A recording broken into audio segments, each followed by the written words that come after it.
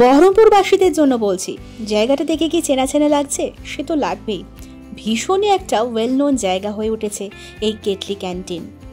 এখন সত্যি বলতে শীত গ্রীষ্ম বর্ষা বলতে সেভাবে কিছু নেই। সারা বছর ধরেই বর্ষাকাল শীতকাল কিংবা গ্রীষ্মকাল লেগেই আছে। সেরকমই একটা দারুণ বৃষ্টির সন্ধেতে, দারুণ বললাম কেন, মাঠ দেখলেই বুঝতে পারছেন যে কতটা পরিমাণে জলে থই থই অবস্থা। যাই হোক, লোকেশনটা বলে দিই, এটা কিন্তু বহরমপুর জেএন একাডেমি স্কুলের অপোজিট গলিতে কিন্তু এই কেটলি ক্যান্টিনটা লোকেট করছে।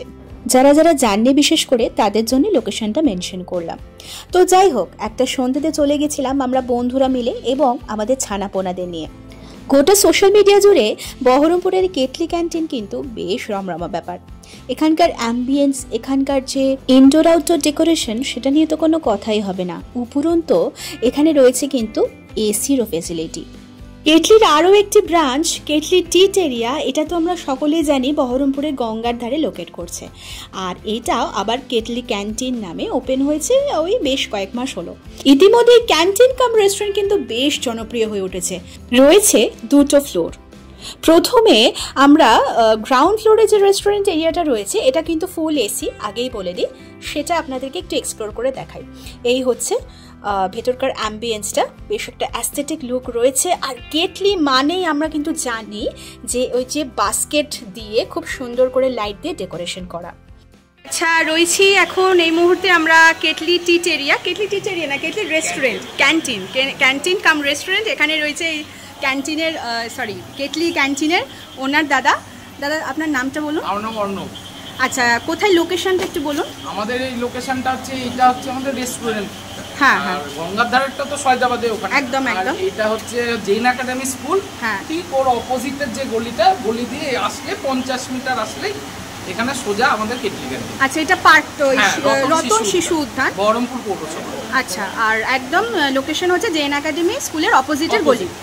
আচ্ছা, এখানে মোটামুটি ফুড আইটেম কত রকমের পাওয়া যাচ্ছে? এখানে আমরা আপাতত ইন্ডিয়ান আইটেমগুলো, চাইনিজ আইটেম আর তন্দুর আইটেমগুলো আমরা রেখেছি। আচ্ছা আচ্ছা, সব ভেরিয়েশন শুরু হয়নি, কেবল 4 মাস হলো, আস্তে আস্তে আমরা করছি। আর দুর্গাপূজাতে কোনো স্পেশাল কিছু মেনু বা কি লঞ্চ হচ্ছে?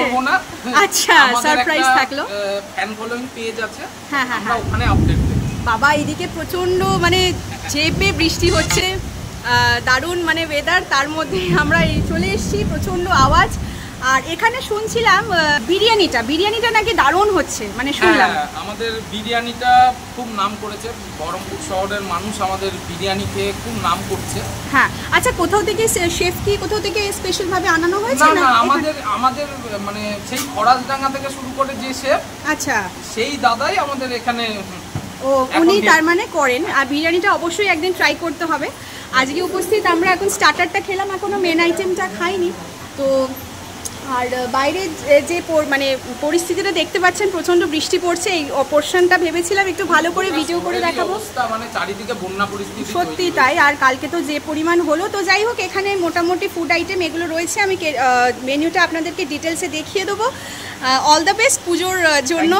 আর যে সমস্ত ফুড আইটেমগুলো লঞ্চ করছে সেটা অবশ্যই আপনাদের কাছে সারপ্রাইজ থাকলো। পেজে আমাদের আপলোড দিই, একদম ওখানটাই মানুষরা ফলো করলে আমাদের সবাই ফলো করে। আর আপনাদের তো এমনি একটা বহরমপুরেতে একটা ভালোই ফ্যান ফলোইং হয়ে গেছে, মানুষ আমাদের খুব ভালোবাসে, ভীষণ ভালোবাসা, সেটা আমরা দেখতে পাই পেজটা ওপেন করলে। এমনকি গঙ্গার ধারে যে ক্যান্টিনটা রয়েছে, মানে ওটা ক্যাফে, ওটা টিট এরিয়া, ওইখানেও ভীষণ মানে প্রত্যেকেরই, যাই হোক, খুব ভালো লাগে। আমারও পার্সোনালি ভীষণ ভালো লাগে। সো থ্যাংক ইউ দাদা, কথা বলে খুব ভালো লাগলো। এবার আমরা এনজয় করব হচ্ছে মেন কোর্সটা। ওকে, বাই। আমরা যেমনটা শুনলাম, মাত্রই 4 মাস মতো ওপেন হয়েছে কেটলি ক্যান্টিন। আর এই ভিডিওটা যেটা আপনারা এখন দেখছেন, এটা কিন্তু মোটামুটি বেশ কয়েকদিনের পুরনো। অ্যাকচুয়ালি খুব বৃষ্টির সময়তেই আমরা এটা গেছিলাম, আমার আপলোড করা হয়ে উঠছিল না। তো এখানে যথারীতি আমাদের ছানাপোনারা নিজেদের মধ্যে আনন্দ শুরু করে দিয়েছে। এইবার চলে আসি আমরা স্টার্টারে নিয়েছিলাম আমরা চিকেন 65 ড্রাই। এটা কিন্তু ভীষণ টেস্টি ছিল। আমি সমস্ত প্রাইস কিন্তু একদম শেষে ইনক্লুড করে দেবো। যেহেতু বেশ কয়েকদিন পরে আমি আপলোডটা করছি, তাই নতুন মেনু কার্ড কিন্তু অলরেডি লঞ্চ হয়ে গেছে। আর সাথে নিয়ে নিয়েছিলাম আমরা crispy baby corn, chilli crispy baby corn. এটাও কিন্তু ভীষণই স্পেশালি এখানকার তৈরি করা হয়, দারুণ খেতে ছিল। এটা আমার ছেলের, আমার ভীষণই পছন্দের একটা ডিশ। স্টার্টারের যে আইটেমগুলো নিয়েছিলাম প্রত্যেকটাই চটপটা, আর যেমনটা বললাম খুবই সুন্দর খেতে। আর এখানে যে মেনুটা দেখছেন এটা কিন্তু পুরনো মেনু। চলছিল আড্ডা, গল্প আর জমিয়ে খাওয়া দাওয়া। আমরাও নিয়ে নিয়েছিলাম আমাদের প্ল্যাটারে এই স্টার্টারের আইটেমগুলো। এই যে চিকেনের আইটেমগুলো ভীষণই কিন্তু সফট। আর বলতে বলতে চলে এলো কিন্তু আমাদের মেন কোর্স। মেন কোর্সে আমরা নিয়েছিলাম বাটার নান, কোনো রকম রাইসের আইটেম কিন্তু আজকে নিইনি, বাটার নান নিয়েছিলাম, সাথে ছিল চিকেন লাবাবদার, আর এটা হচ্ছে চিকেন মাঞ্চুরিয়ান। বাটার নানগুলো বেশ ভালো ছিল, আর চিকেন লাবাবদারটা ছিল জাস্ট টু ইয়াম। তো এতগুলো খাবারের অপশনের মধ্যে স্টার্টার আর মেন কোর্স মিলিয়ে যেটা আমার সব থেকে ভালো লেগেছে সেটা হচ্ছে ক্রিসপি চিলি বেবিকর্ন, তারপরে এই চিকেন লাবাবদার, আর সাথে অবশ্যই বাটার নানটা। আর চিকেন মাঞ্চুরিয়ানের কথা যদি বলেন তো আমি আমার পার্সোনাল ওপিনিয়ন থেকে বলছি, আমার মনে হয়েছে একটু যদি টেস্টটা বেটার করা হয় তাহলে আরও ভালো হবে। আর বাটার নানটা ঠিক কতটা বাটারি সেটা তো ভিডিওতেই ভিজিবল রয়েছে। যাই হোক, অনেক কথা হলো, এবার বরং একটু খাওয়া দাওয়ায় কনসেন্ট্রেট করা যাক।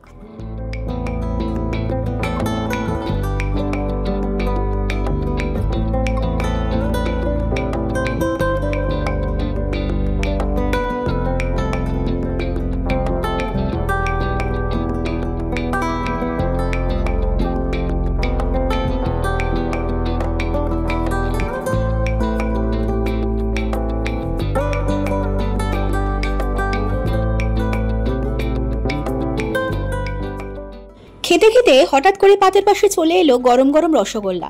আসলে ওখানে ডাইনিং, মানে আপনারা যদি ওখানে বসে খান তো সেক্ষেত্রে একটা করে মিষ্টি কিন্তু কমপ্লিমেন্টারি হিসাবে সার্ভ করা হয়। আর আমরা তো বাঙালির শেষ পাতে একটা করে মিষ্টি হলে তো মন্দ হয় না, কি বলুন?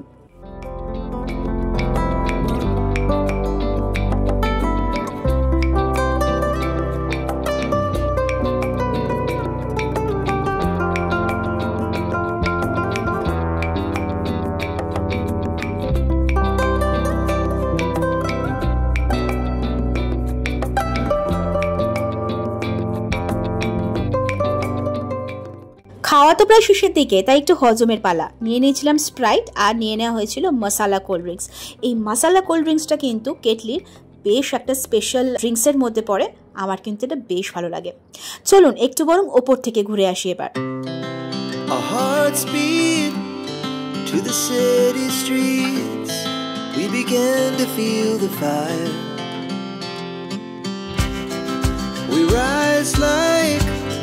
Tall buildings, as the chemicals they take us higher.